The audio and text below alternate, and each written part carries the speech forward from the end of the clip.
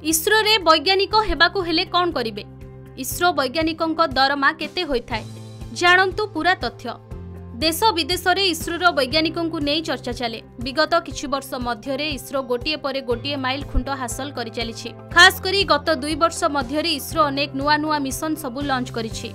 आसंता वर्ष मध्य इस्रो अनेक mission launch करने प्रस्तुत हेउछि। एमितिरे इस्रो को नहीं लोकों को उत्सुकता दिनकु दिन बढ़िबार लागिछि। खास करी चंद्रयान 3 चंद्रर दक्षिण मेरुरे सफलतार सह लैंडिंग करिबा परे इस्रो को नहीं समस्तंक मनरे सम्मान आहुरी बढ़ी जाइछि। एभली स्थले आसंतु जानिबा इस्रो रे वैज्ञानिकों नियुक्ति केमिति हुए और सेमानंक दरमा केते होइथाय। आपण भाबुथिबे इस्रोर वैज्ञानिक खूब मोटा अंकर दरमा पाउथिबे, हेले आपण जानिले आश्चर्य हेबे कि इस्रो रे नुआ करी नियुक्ति पाउथबा वैज्ञानिकंक मासिक दरमा मात्र 16,000 रु आरंभ करी 40,000 मध्यरे होइथाय। प्रमोशन मिलिबा परे ही एही दरमा कम बेसी होइथाय। तेबे इस्रोर सीनियर वैज्ञानिकंक मासिक दरमा सर्वाधिक 90,000 पर्यंत होइथाय। दरमा व्यतीत इस्रो वैज्ञानिकों को अन्य केतेक सुविधा मध्य जोगाई दिया जाय। तेबे चालंतु जानिबा वैज्ञानिक हेबाकु हेले कौन पढ़िबे। इस्रो रे वैज्ञानिक भावे नियुक्ति पाइबाकु चाहुथिले साइंस रे द्वादश पढ़िबाकु होइथाय। द्वादश परे 3 वर्ष बैचलर ऑफ साइंस पढ़िबाकु हेबो तथा बीएससी डिग्री मध्य हासिल करिबाकु हेबो।